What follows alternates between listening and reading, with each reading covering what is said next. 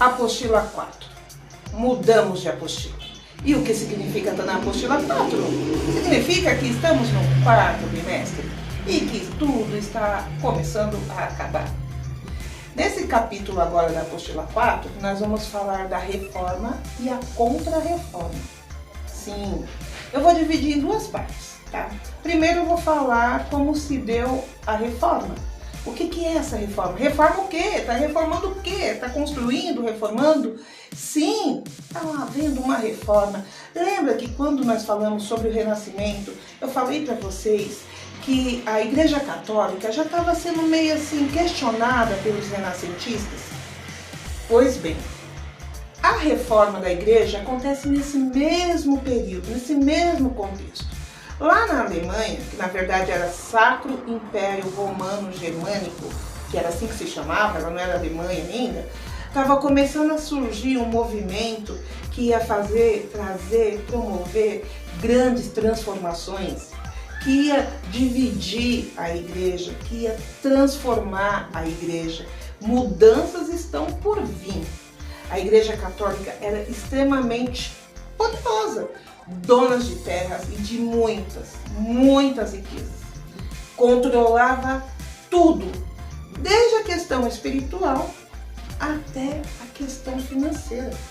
Não tinha para ninguém. Os reis e os nobres estavam insatisfeitos com o poder universal do Papa. De certa forma, esse poder do Papa acabava atrapalhando o fortalecimento desses reis. Eles também já estavam ficando muito pé da vida. Por quê?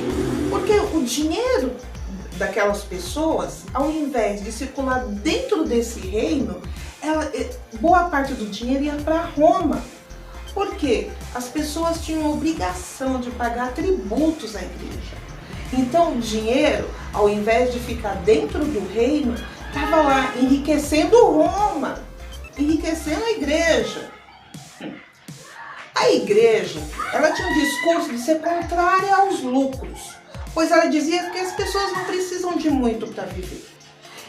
Ela também proibia a cobrança de juros a empréstimos que fossem feitos pelos bancos.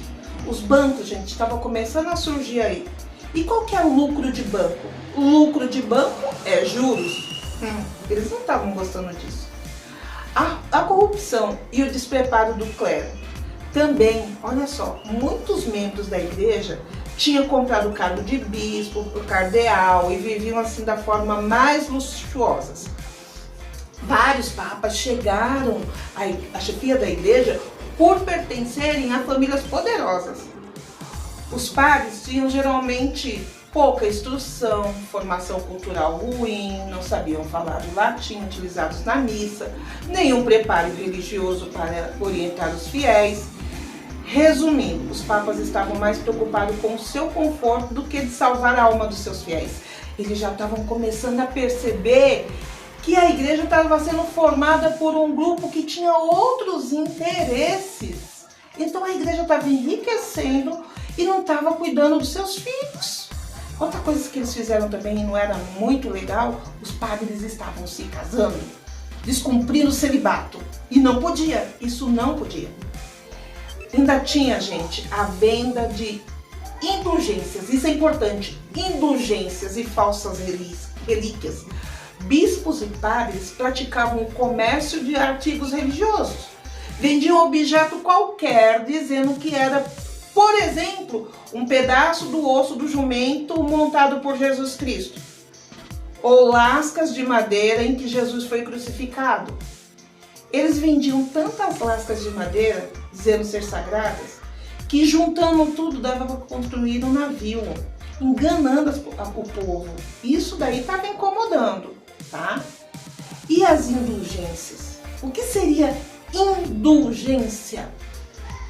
Era o perdão dos pecados. Eles vendiam o perdão dos pecados através de cartinhas, de recados, né? Ele dizia lá, aqui ó, você está perdoado. Então vamos lá.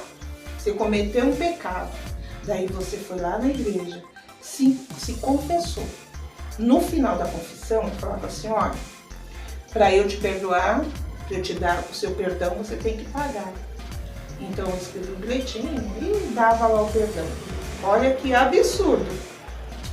O Papa Leão X, por exemplo, ofereceu indulgência plena, ou seja, para toda a vida, aqueles que contribuíssem em dinheiro para a reforma da Basílica de São Pedro, em Roma. Indulgência para a vida toda. Contribui com a reforma da Basílica, que vocês vão ganhar salvação para o resto da vida. É aí que surge um cara muito importante nessa reforma aí.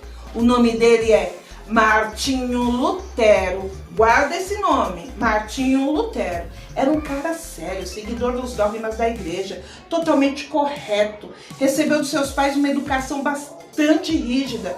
Fazia tudo o que fosse necessário à salvação da alma. Jejuava, orava, lia a Bíblia as noites inteiras. Apesar de tudo isso, ele continuava a se sentir um pecador. Não, Lutero só superou tudo isso, essa questão, essa crise pessoal e espiritual, quando ele rompeu com a Igreja Católica. Sim, ele era um membro da Igreja Católica. Ele era uma pessoa importante dentro da Igreja Católica. Lá em 1517, o Papa, depois que mandou lá um pessoal ir lá na Alemanha oferecer aquelas indulgências lá, que era o perdão para a vida toda, foi aí que deu estalo em Martinho Lutero. Aí ele não aguentou. Ele falou, como assim? Como eles podem fazer isso? Eu não concordo. Eles aproveitam da fragilidade das pessoas. Eles aproveitam do desespero das pessoas para lhe vender, tirar o mínimo que elas têm. Então ele tomou uma atitude. Indignado com essa exploração descarada de pessoas humildes, ele foi até a Catedral de Wittenberg e colocou uma lista com 95 acusações ou 95 teses. Marca isso, 95 teses. Essas teses condenavam uma das coisas que era a indulgência. Ele foi lá e grudou mesmo, grudou. E depois ele ainda teve a capacidade de produzir cópias disso, deve ter escrito muita coisa e espalhado isso, para as pessoas perceberem que o que estava acontecendo não era certo. Tem uma das teses que ele escreveu, essa daqui é 86. Olha só o que ele fala. Por que o Papa, que tem um dinheiro danado, que tem uma baita fortuna, que é maior do que os romanos ricos, não constrói com seu próprio dinheiro, ao menos a Basílica de São Pedro, em vez de fazê-lo com o dinheiro dos pobres fiéis? Essa é uma.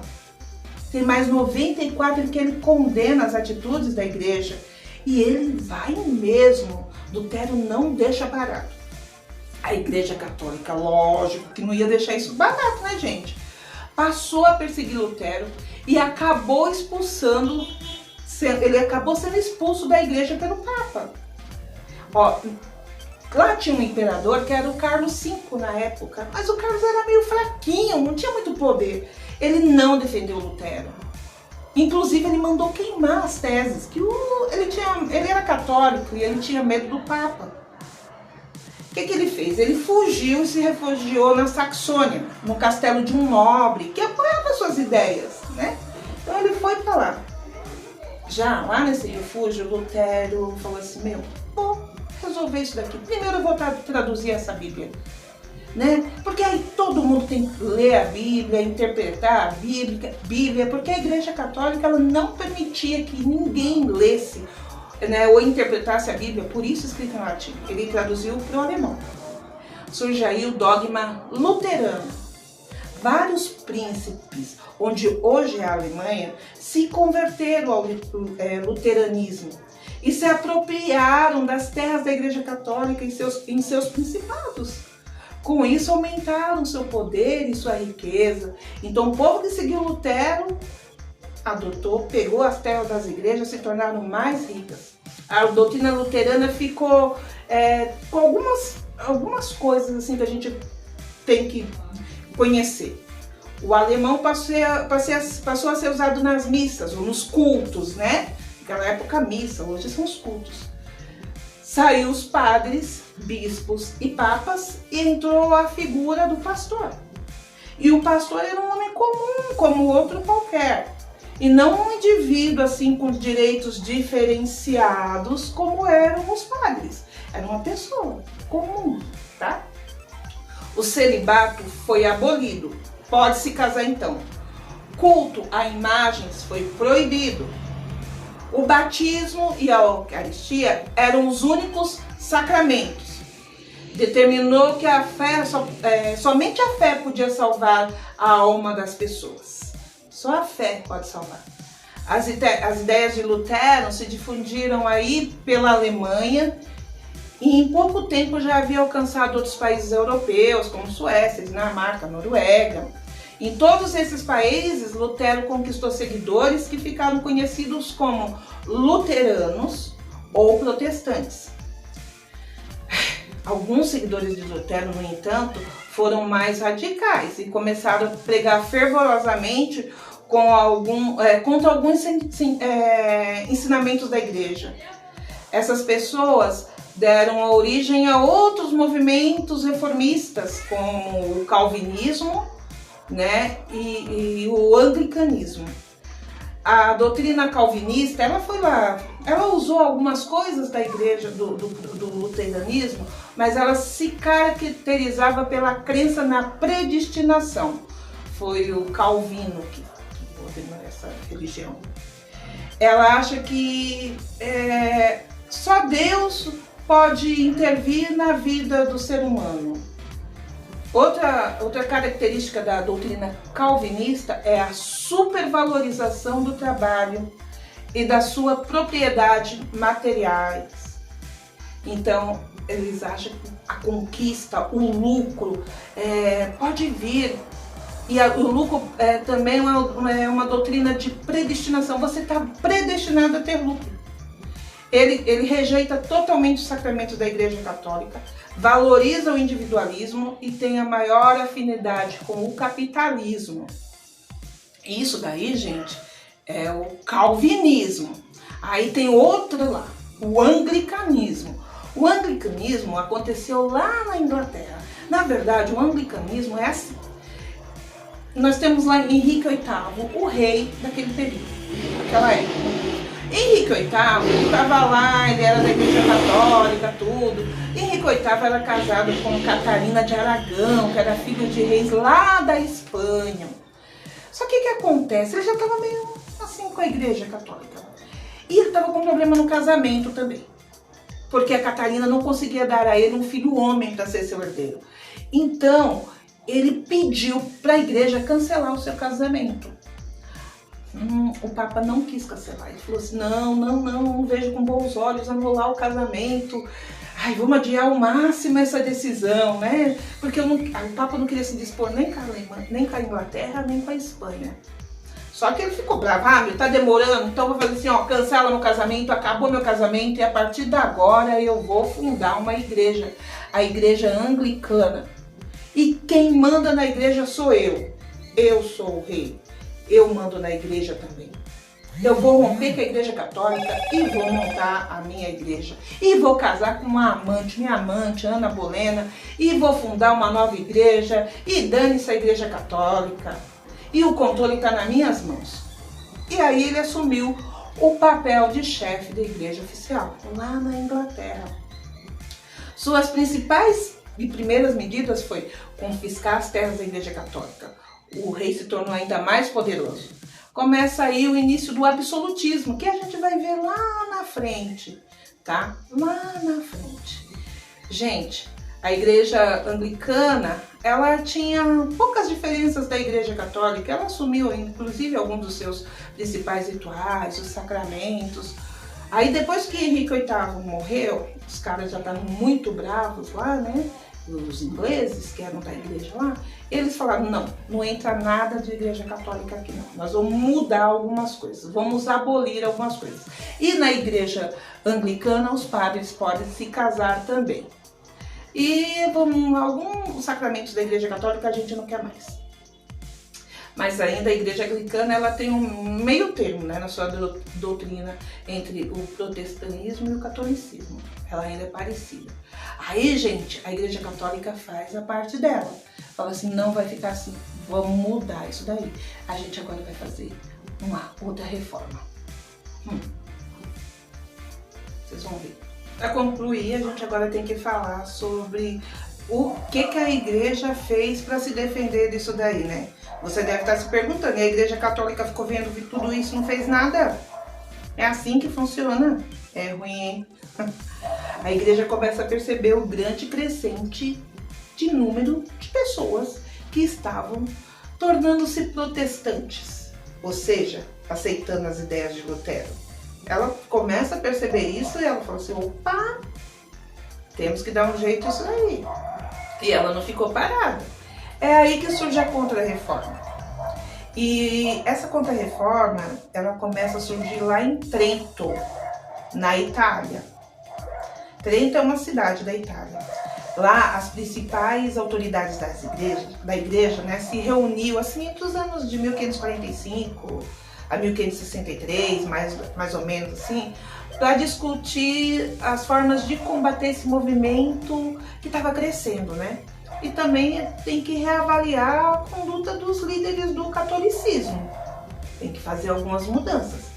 Essa reunião ficou chamada de Concílio de Trento, porque ocorria na cidade de Trento, na Itália, como eu já disse. A reforma, ela contou com a atuação da Companhia de Jesus. Companhia de Jesus. Essa companhia havia sido criada uns anos antes dessa Contra-Reforma, tá? Os seus componentes eram os jesuítas. Vocês já ouviram falar em jesuítas, né? Eles tiveram fundamental participação para barrar tanto o crescimento desse protestantismo, como também divulgar a religião católica por aí, né? Tanto lá foi evangelizar a África, foi catequizar índio, ela tinha que fazer um monte de coisa, inclusive esteve aqui no Brasil. Também durante a Contra-Reforma, o Papa III reativou o Tribunal do Santo Ofício, a Inquisição. Esse órgão era responsável por vigiar, julgar, punir qualquer pessoa acusada de heresia, de pecado, né? Às vezes bastava uma simples suspeita para que a pessoa fosse chamada a depor nesse tribunal. Fez alguma coisinha que eles suspeitaram, você era convidado a depor. E conforme suas respostas, você poderia ser condenado à perda de bens, como terra, casa, móveis, a prisão perpétua e às vezes a morte lá na fogueira. As principais vítimas da Inquisição foram os hereges, os protestantes, judeus e mulheres consideradas bruxas.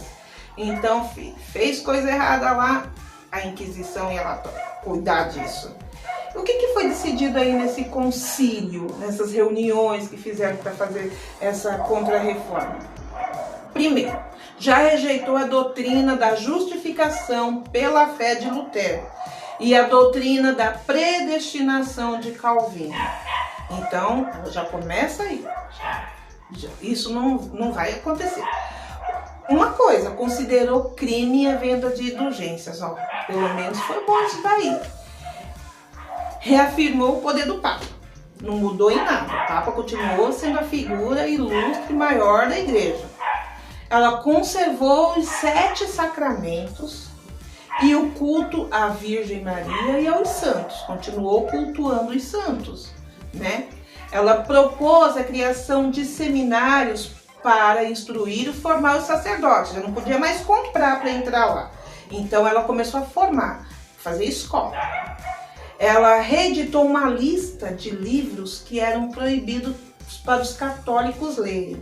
Então ela tirou, arrumou lá e outros ela mandou queimar na fogueira mesmo, porque ela não queria. Bem, gente, é isso. Aí a gente concluiu a reforma e a Contra-Reforma. Agora a gente tem que fazer as atividades. Tá tudo bem fácil, vocês irão conseguir fazer isso num piscar de olhos. E aí a gente termina esse capítulo e já se prepara para o outro no mesmo esquema, vídeo e Google Forms. Tenho certeza que vocês vão conseguir. Tchau, gente. Até o nosso próximo vídeo, hein? Beleza? Espero gostar. Entenderam? Tchau.